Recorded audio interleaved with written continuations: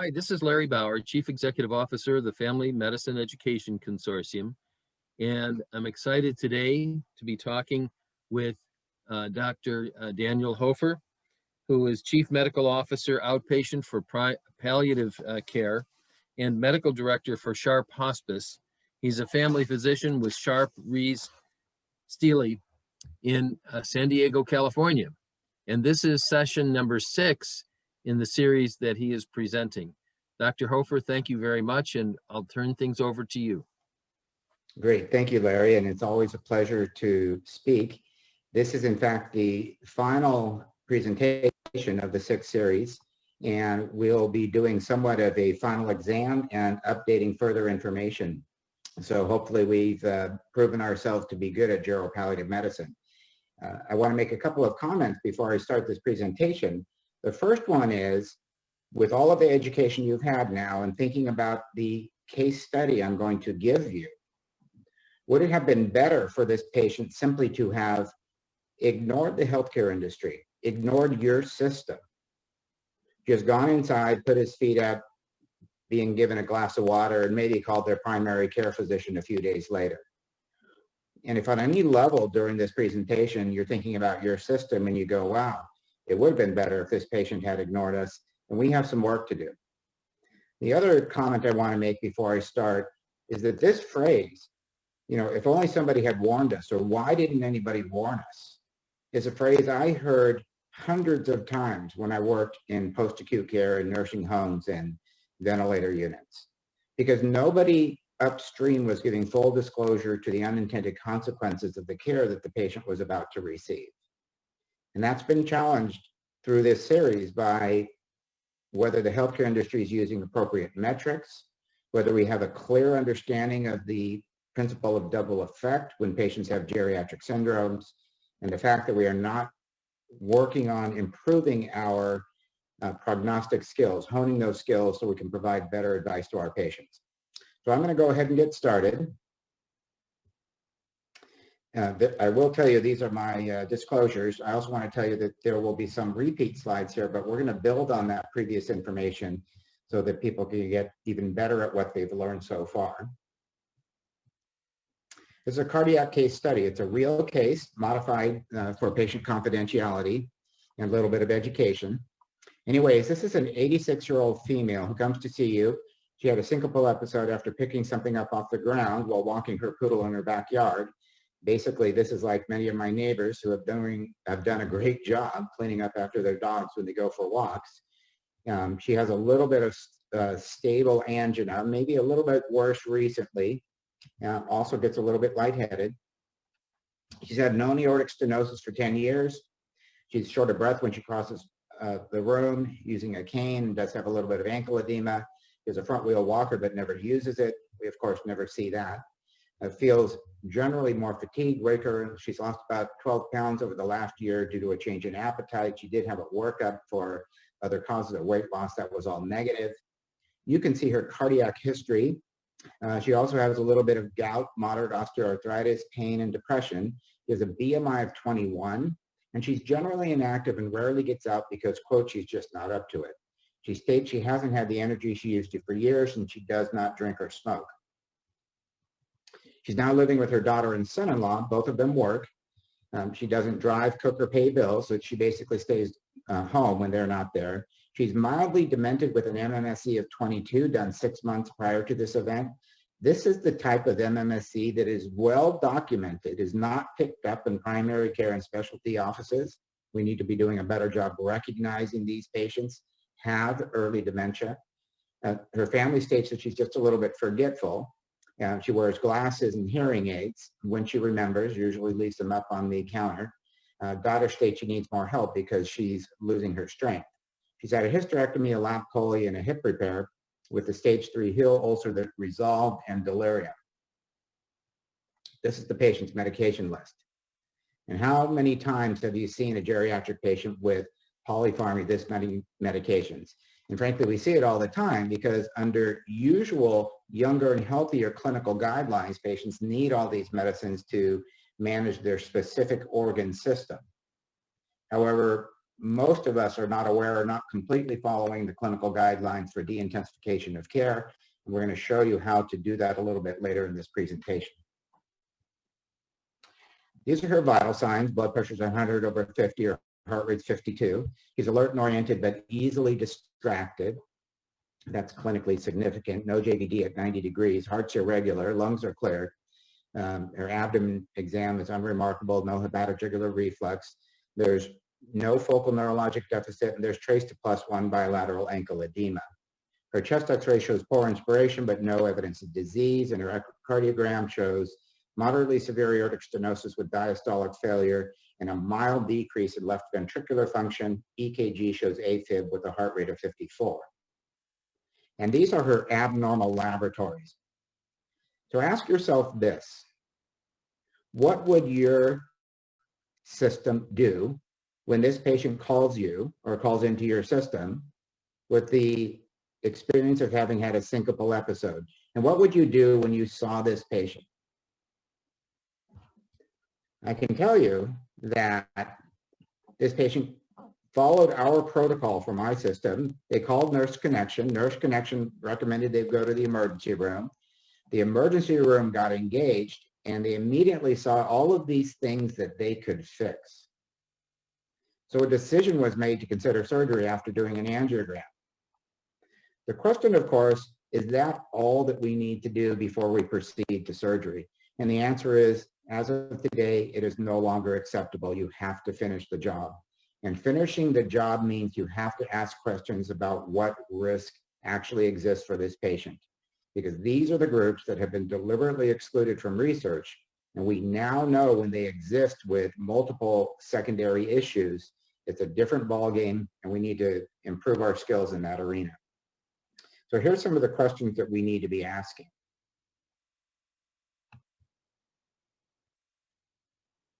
So I'm having a little delay on my computer, not sure why. Oops. First question we need to ask is, where on the bell curve of the geriatric life cycle does this patient exist? And there are multiple clues in her H&P about where she exists. First off, and most clinically relevant, is we need to recognize that this patient has started to lose her physiologic and cognitive reserve. So by the principle of double effect, if you take this patient to the hospital or perform surgery, we are going to accelerate something that could potentially be an unintended consequences beyond the organ system repair. This patient, using our prognostic skills, has easily identified themselves as being a pre-terminal patient. That's clinically relevant in decision-making. And this group, just to remind you, is the advanced elderly. These are the people who were deliberately excluded from research because they skew the results for the body of the patient population that we treat. And virtually all of our training was for people outside of this red circle. But now 20% of our population will belong to this red circle in about 10 to 15 years, and we need to be prepared when that time occurs. So how do we know that this patient's a pre-terminal patient? Well, we look at the medical evidence and the research. Weight loss, and many other research articles have shown this, the 2-year mortality rate for these patients for involuntary weight loss is about 28%. And that compares to controls of about 11%. Heel ulcers, markedly prognostic. 1-year mortality for these patients. This patient had a hip repair the year previous. Stage 1 or 2 is 55%. Stage 3 or 4 is 70%. If you take all stages without vascular intervention, it's 68%. And if you perform surgery, it drops 9% to 59%. So you go from 7 out of 10 to about 6 out of 10 people dying within a year. This patient had delirium, which again, as we now know, has a mortality rate associated with a delirium of 30% at 3 months to about 80% at 3 years, which is as bad as a myocardial infarction or sepsis in the advanced elderly. And biomarkers for patients with low cholesterol, low albumin, low hemoglobin, the trifecta, this patient has an 84% mortality at 1 year versus 7% for patients that have none of those. So what does that look like? Well, this is weight loss. We see weight loss in our geriatric patients all the time, The question, of course, then is the patient lie on the left side of this bell curve or the right side of this bell curve? And we could have known where this patient was after her previous ORIF because the patient developed delirium. So there's delirium, there's heel ulcer, and there's biomarkers. This patient has weeks to maybe a year and a half to live. This patient has one foot in the door of actually being hospice appropriate. And when I've given this presentation to providers in the audience, I asked them how many of you would have been able to qualify this patient for hospice before the patient had the syncopal episode. And a few providers are developing the skills to recognize that they could have qualified this patient for hospice using the information that I just gave you. Now, this patient here is not the same as this patient here. So all other things being the same, those are two different patients, and we need to have the professional skills to be able to recognize that. This patient may, in fact, do very well with surgical intervention or hospitalization. This patient is likely to do extremely poorly. And you can pick all these patients out a mile away. When your hospital says, well, how do we identify the patients who are going to have poor outcomes or prolonged stay or poor JCAHO scores? This is how you do it. You look for patients with geriatric syndromes. This patient had other risk factors we didn't talk about yet. Cognitive decline, any level, that's significant. This patient has depression. I'll show you some information on that.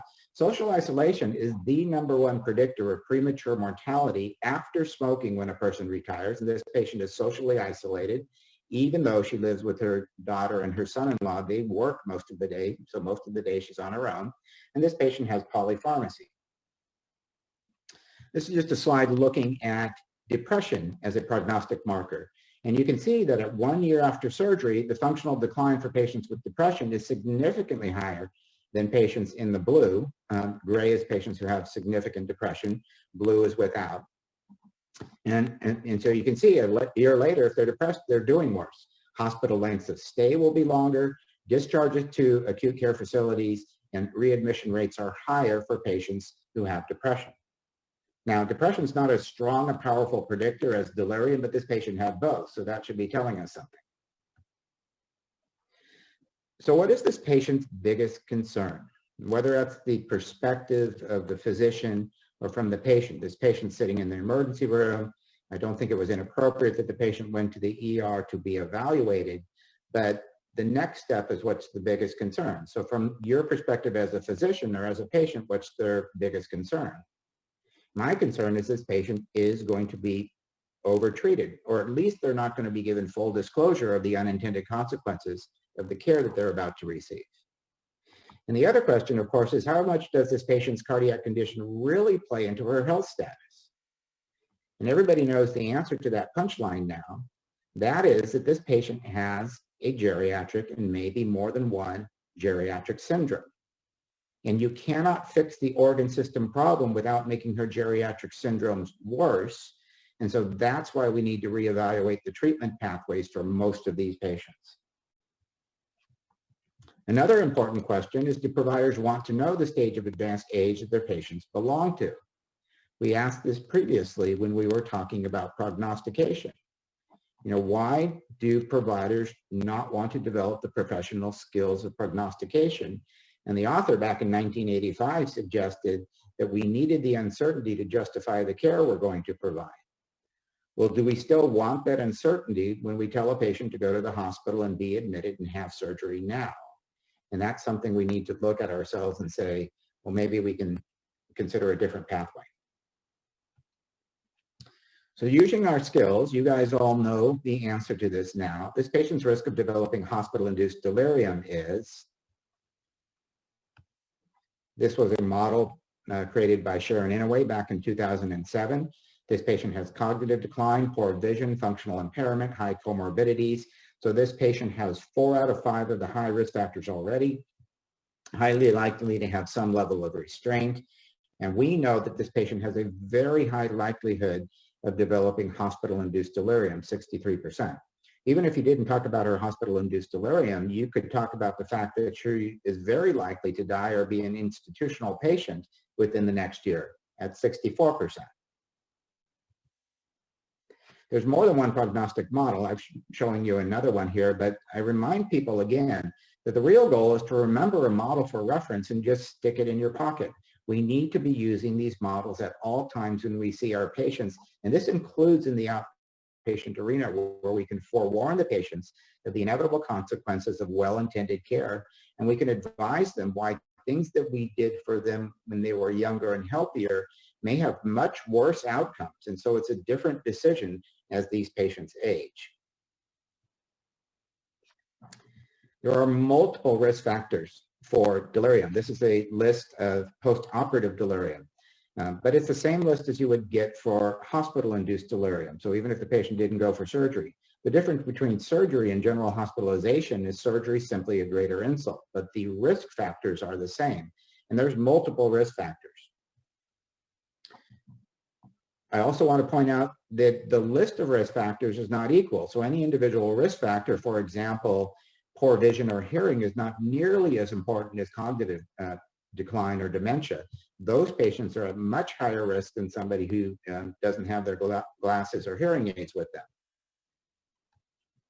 And certain surgeries are markedly associated with hospital-induced delirium. Anything that has to do with the heart, particularly the aorta, aortic valve, and orthopedic procedures are particularly high risk for developing delirium. I want to point out something else as well. If you look at number 5, markedly abnormal laboratories have been associated with delirium. Now, I know we are being told, and I do think it's appropriate for younger and healthier patients, we don't need to be doing laboratories or the same extensive workup that we do for older patients. But that is not true for your geriatric population. We do need to be doing laboratories. We do need to be able to prognosticate risk, and we should be trying to fix all of those abnormalities prior to the patient going to the hospital, or they will develop unintended consequences.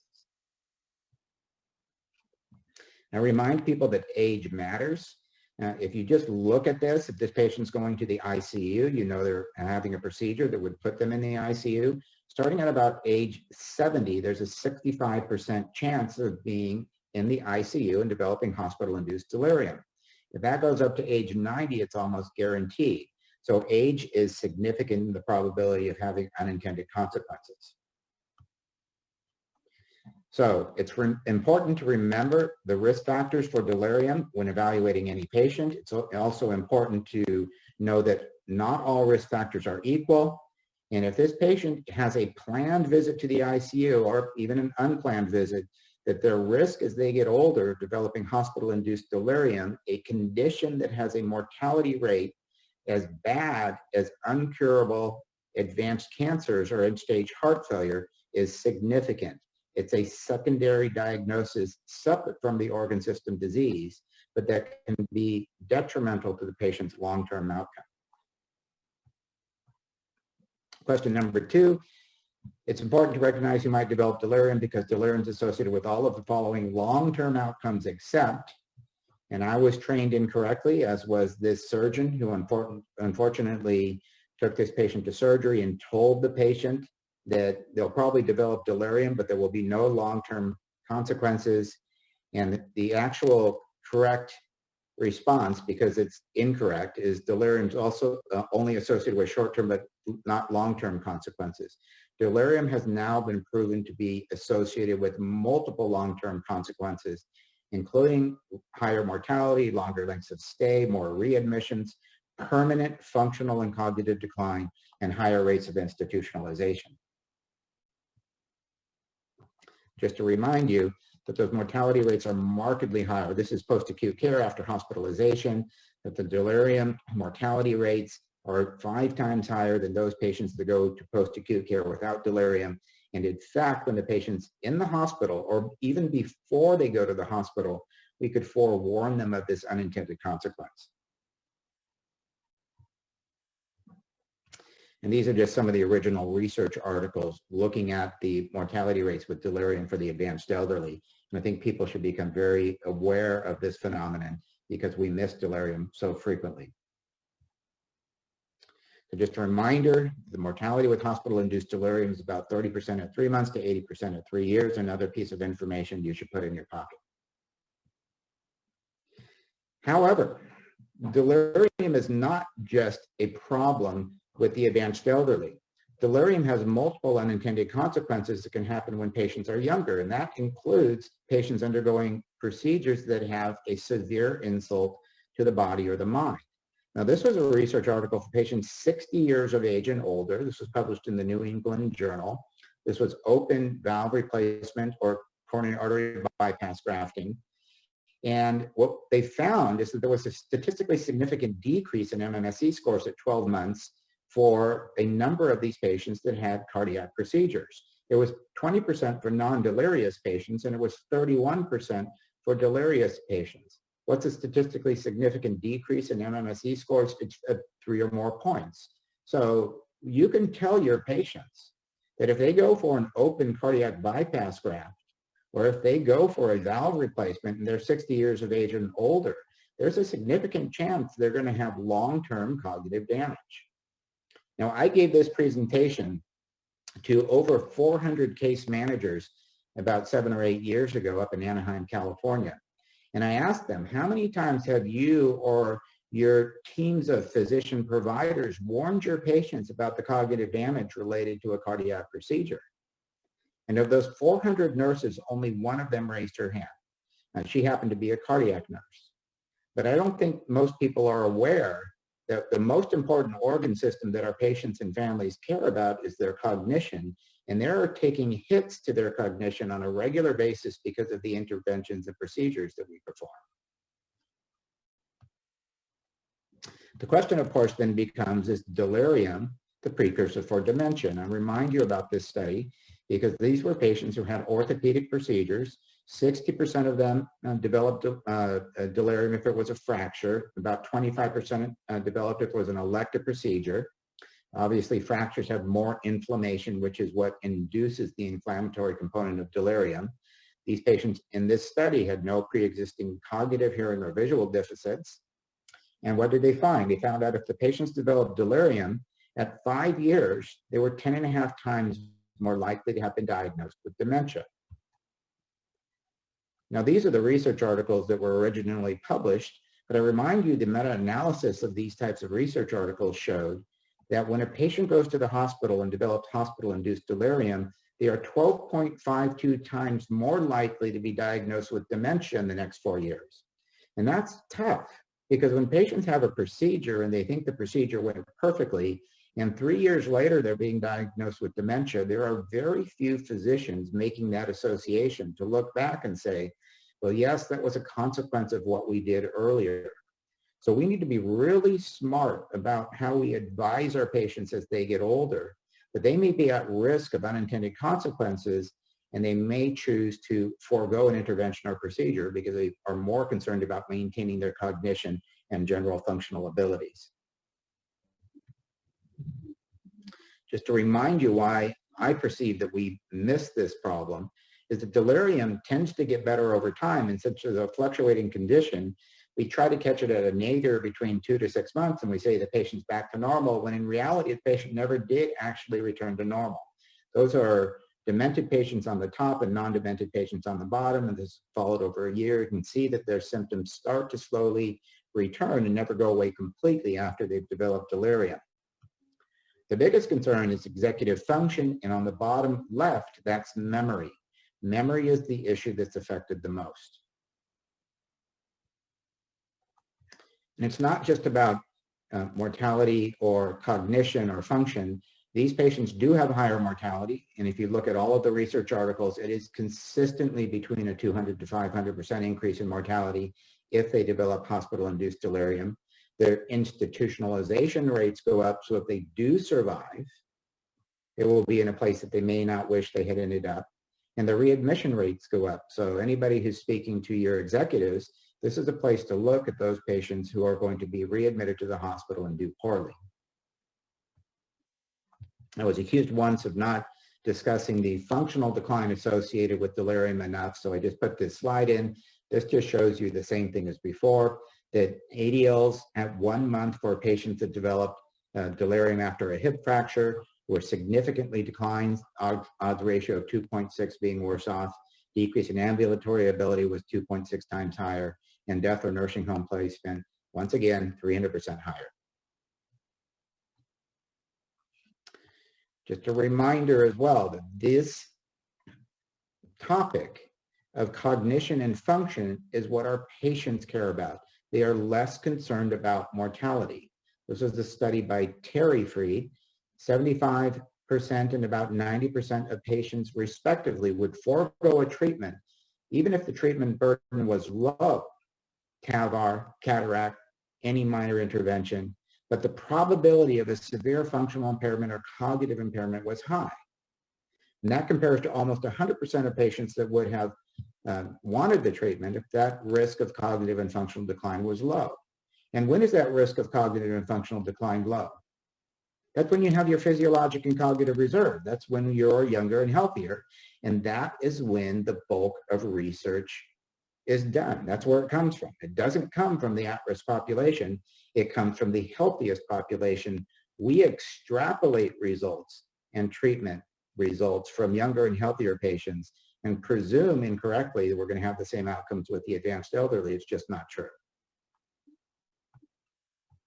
Just to drive that point home, this is a different study published in the British Medical Journal. They surveyed multiple women. They were widowed over the age of 74, so 75 years of age and older, living independently at home. And they asked them multiple randomized control questions in this randomized control trial.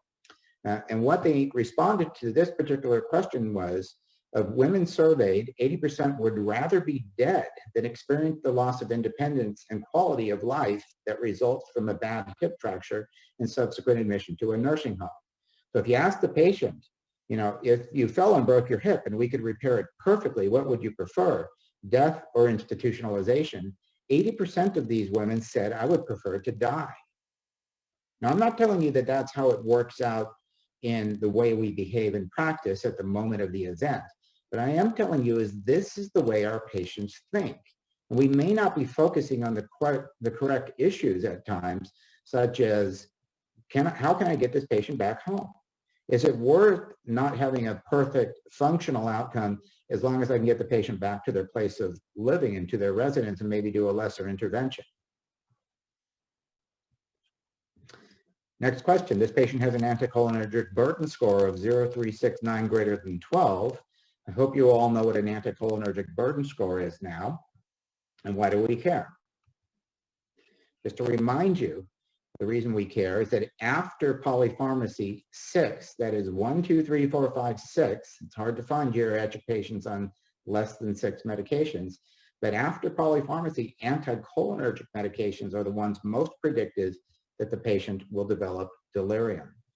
After that is sedative hypnotics, any type of psychoactive medications, including ones we don't think of, some cardiac meds, some antiemetics, and then opioids. Opioids do have a dose effect, but those are the last on the list.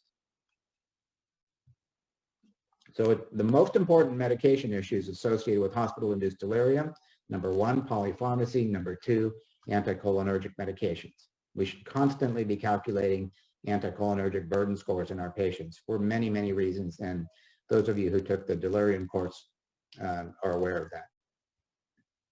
So let's take a look at this patient's medication list. And I'm going to do 2 things. I'm going to go through all of the medicines that we would eliminate on our palliative program, and we're first going to calculate the ACB score. So metoprolol has a score of 1, DIG has a score of 1, allopurinol has a score of 1, furosemide 1, oxybutynin 3, Paxil 3, we're up to 10, Flexeril 2, 12, hydrocodone 1, 13, Tylenol PM 3, 16. Clinically significant is anything 3 or greater. This patient is in significant trouble and significant risk if they go to the hospital or if they have an intervention or procedure. Now, if you looked at this list, there's multiple medications we should be able to de-intensify following clinical guidelines. Number 1, this patient does have a cardiac condition, so we should be able to drop her aspirin from 325 down to 81, but we wouldn't stop because of her heart condition.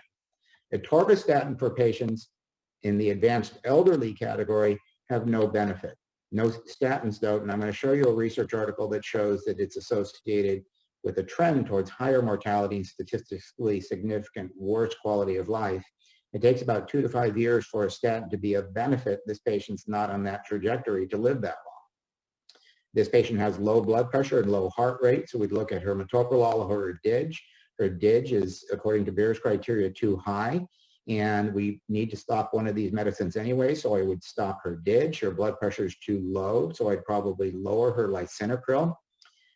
There's clinically significant evidence, and that's a different presentation, that her systolic blood pressure should be about 140 or higher.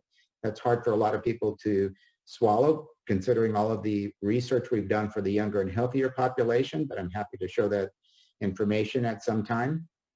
Metformin, clinically inappropriate to have a patient with a hemoglobin A1C at this age and this risk on any diabetic medicine, but we certainly should be stopping sliding scale insulin and sulfonylurea, so we stopped metformin.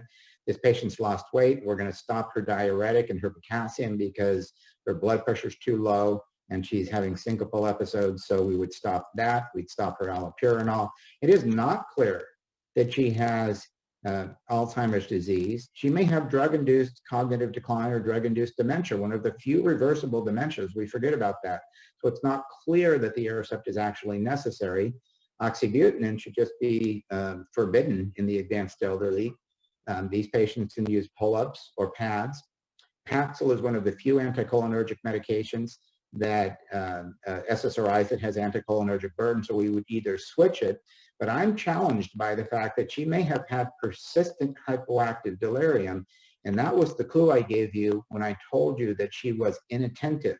When a patient comes into your office after hospitalization and they're not paying attention the way they used to, or they're distracted, or you're speaking to their loved one, that may be, in fact, persistent hypoactive delirium and not depression. Flexeril, another medication that should be gotten rid of. The consequences are worse than the benefit. Many of our patients continue on muscle relaxers because it helps them sleep, not for the muscle relaxation component. Ibuprofen is contraindicated at this age, high risk of bleeding. In fact, there's 4 medicines that put this patient at risk of bleeding. The aspirin, obviously, the ibuprofen, the potassium ER, which we stopped because it's an extended release. It gets stuck, especially in the advanced elderly, in their esophagus. It's been associated with esophageal erosions. The American Pharmacologic Society put a warning out about that a few years ago. We should not be using these medicines in the advanced elderly, especially if they have a high anticholinergic burden. We would just stop Tylenol PM. That just shouldn't be used any longer in the advanced elderly. Multivitamins have been shown to be of no benefit. And pantoprazole, if the patient has a true GI issue, that's fine, but many times these are just leftover from hospitalization. So what happened to this patient's list when they came to our community-based program? That's what it turned into. That is an evidence-based de-intensification of care. Now, what does the medical evidence show when you de-intensify medicines at this extent in our advanced geriatric population? And the answer is it shows 2 things. These patients either feel fantastic because you stop so many medicines, or they don't feel anything, but they don't get worse. And if you're not following the clinical guidelines for proper management of the advanced elderly, I encourage you to start learning some of the clinical standards.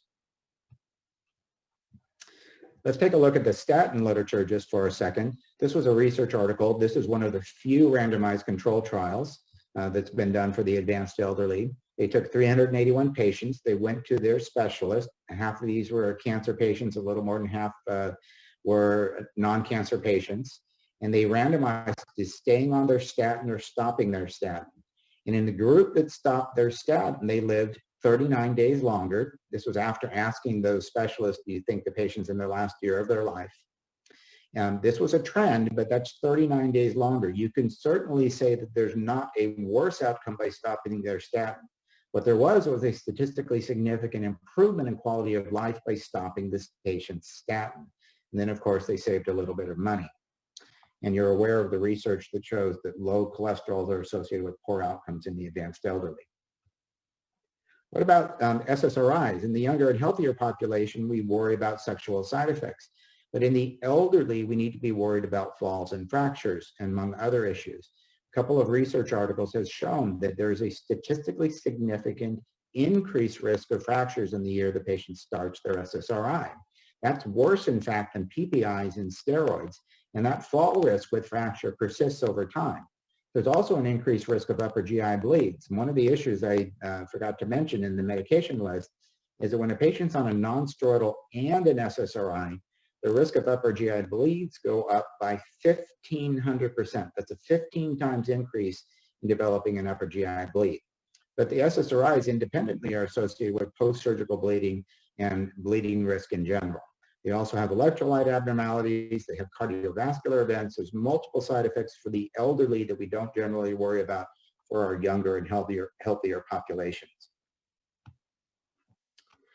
I strongly encourage people to review the clinical guidelines for the advanced elderly.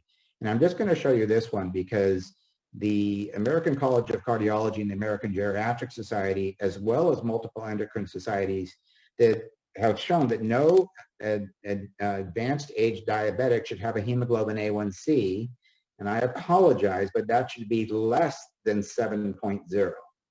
The elderly are at risk of hypoglycemia, and if they become hypoglycemic, and you could imagine that in this patient, would she be able to tolerate a hypoglycemic event? The medical evidence shows that they're 250% more likely to have a cardiac arrest and 700% more likely to be hospitalized for their hypoglycemia than younger and healthier patients. And this is where we get to this slide that shows polypharmacy. De-intensification of care according to clinical guidelines saves lives. On the left is age 75 to 80, on the right is 80 to 85. 5 or less medicines on the top, 10 or more medicines on the bottom. You can see at the end of 5 years, in the 75 to 80-year-old group, there's about 35 more patients surviving than in the low medication group than the polypharmacy group. From 80 to 85, it's about 40% of patients will be alive compared to in the low medication group versus the polypharmacy group.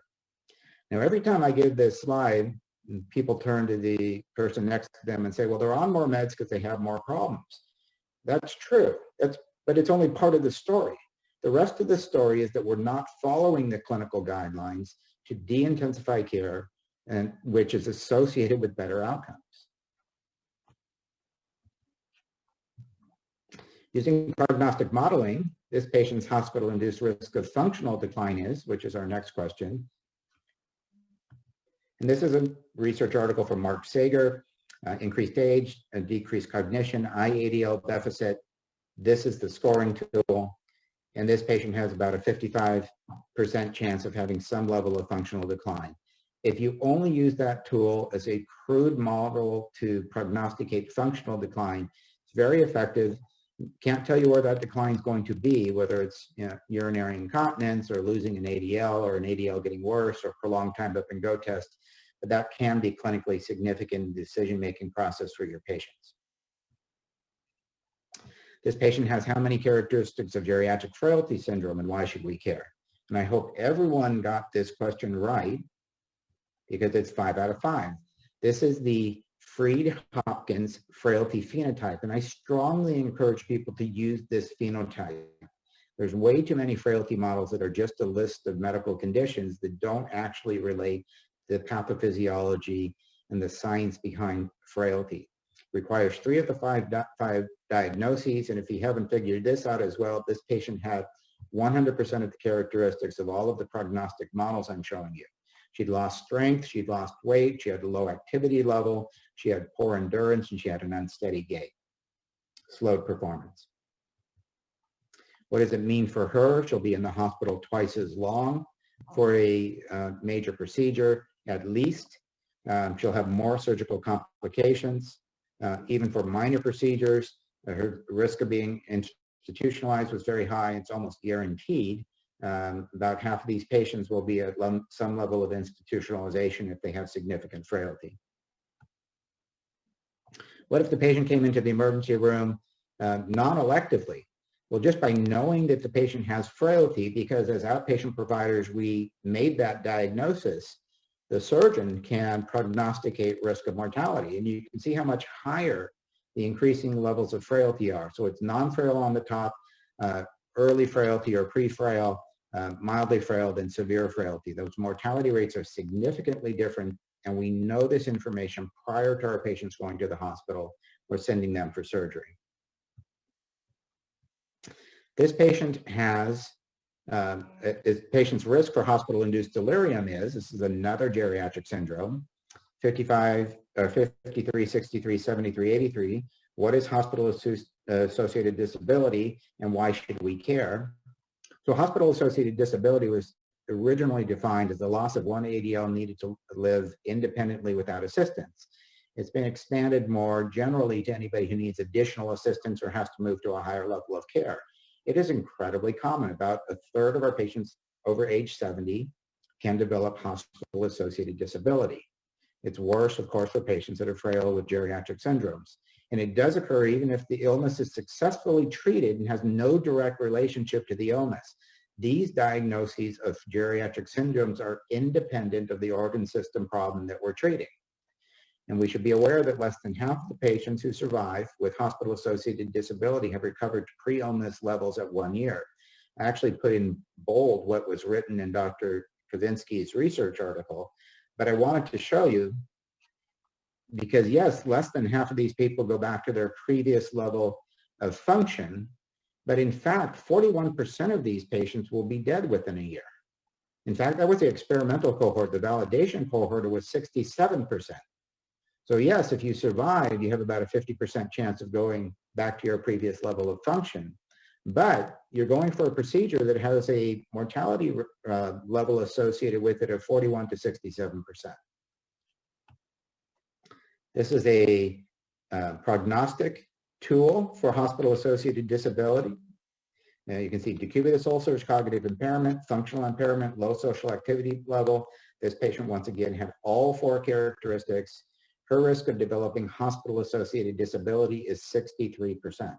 So how many of these prognostic models do we need to be able to have a different discussion and recognize that our geriatric population falls into different categories? In fact, the National Surgical Quality Improvement Program has recognized this now. It's been done 3 times. I'm sure it's going to happen again in 2024 with more recommendations. But we need to be following the clinical guidelines from the American College of Surgeons and the American Geriatric Society. And every single patient at the age of 70 and older should be getting some type of cognitive evaluation prior to surgery. There was original recommendation of a mini-cog, but it's now suggested that we consider an MMSE or a SLUMS or a MOCA, something that we can quantitate the damage to the patient's cognition when they go for surgery. We also have to recognize that these patients may have geriatric syndrome. So we're supposed to be doing frailty evaluations on all of these patients aged 70 years of age and older. What would you do to screen a patient if you were in the hospital and not comfortable doing your own geropalliative evaluation? You should be looking for doing a timed up and go test, a cognitive evaluation, drug or alcohol use, polypharmacy, any anticholinergic burden score, multiple comorbidities, older age, IADL or ADL deficiency. These are the patients that are at risk, and if you feel uncomfortable doing a more aggressive or involved evaluation, you can get a palliative consultation to have that done for you. But I think the basic evaluation should be able to be done by all providers. We don't refer all of our patients to cardiologists as family physicians for their cardiac management. Not all of these patients need to go to geropalliative trained physicians. I would also recommend that we consider substituting a routine physical with a geropalliative exam. This puts our care into context. And for other providers who are learning how to use this information, it's critically important they have that information at their fingertips when they show up in the hospital or in the emergency room. There are multiple benefits to doing a geropalliative exam besides just the emergency evaluations. They will help you predict all sorts of negative outcomes, and you can have better satisfaction in understanding how to guide your patients. Well, what if you do this evaluation? What have we been able to prove when people do geropalliative evaluations? Well, this is a multi-center trial, and this was published in JAMA Surgery 7 years ago.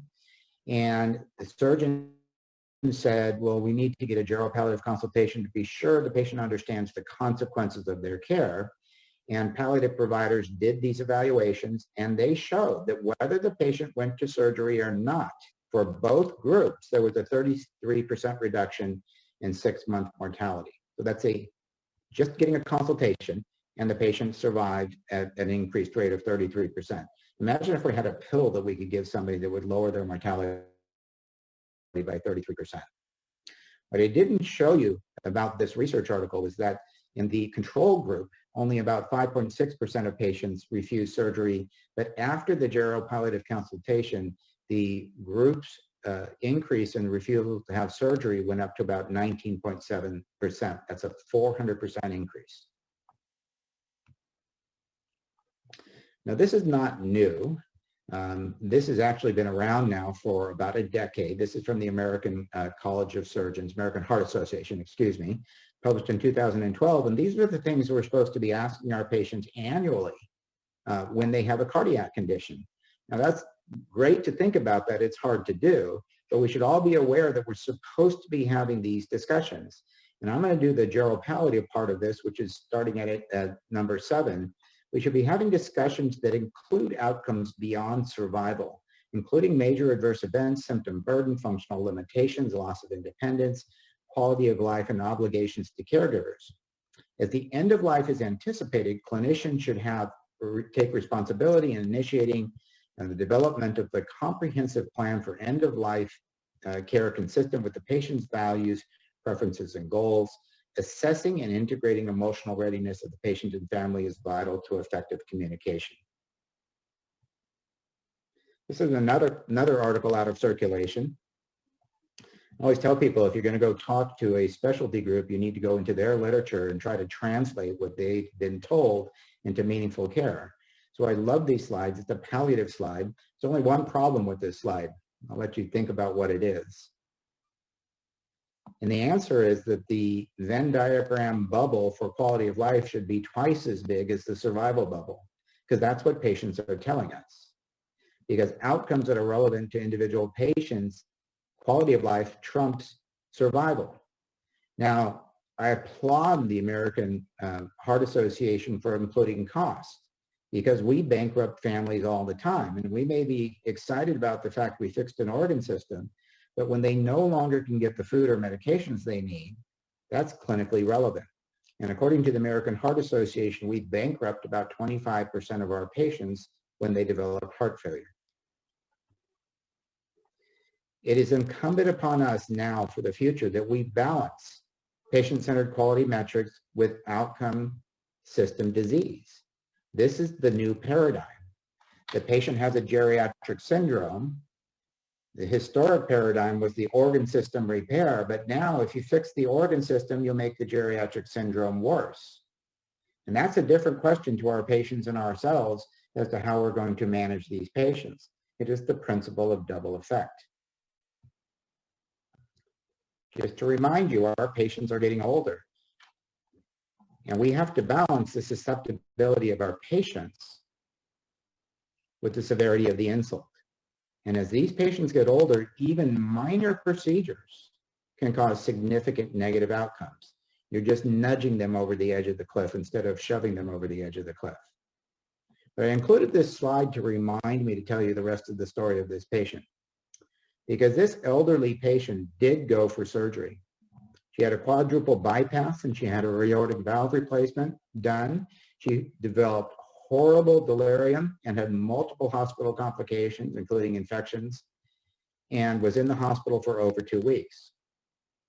When this patient came to see me, as I did with all of my outpatient nursing home patients, I started from the beginning, where they were before they went to the hospital in the outpatient arena in the primary care and specialty physicians' offices. I walked them through the hospitalization, and then I told the patient or the family where they were and where they were going. For this particular patient, he had no ability to communicate, didn't even recognize his family anymore. And this patient that used to be able to ambulate was now wheelchair bound and was a bed to chair existence.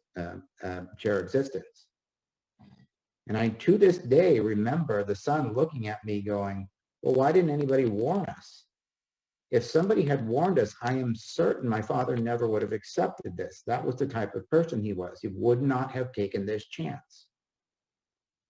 4 months later, the patient was taken home by the family. And 4 months later, he was still a bed-to-chair existence and did not recognize a single family member. The tragedy remains that this patient would have been considered a surgical good outcome and would have been reported as a good outcome. Yes, he had some complications, but we discharged him to the nursing home and he survived for 30 days. The reality to the patient and the family is it was a disaster, and they lost their father the day they took him to the hospital. So I'm going to ask every one of you again the question I asked you at the beginning of this presentation.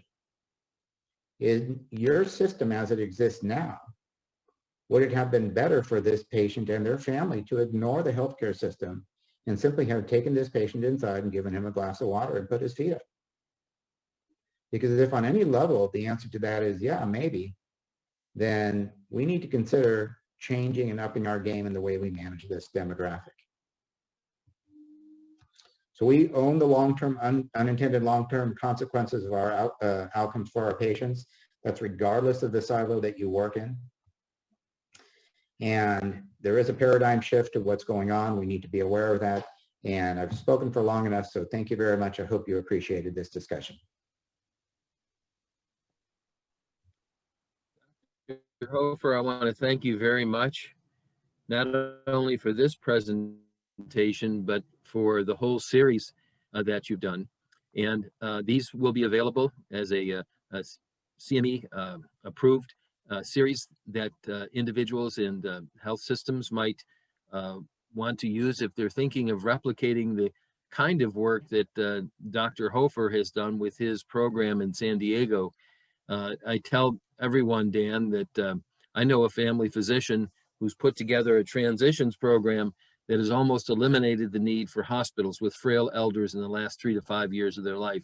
And people they're stunned. It's an idea that hasn't occurred to them. So I want to thank you for all your innovative work. And maybe I'll get a chance to come out to San Diego once again and see you in your you and your team in your home office. That would be fun. Well, thank you so much, Larry. That would be great. And I appreciate it. It is a paradigm shift.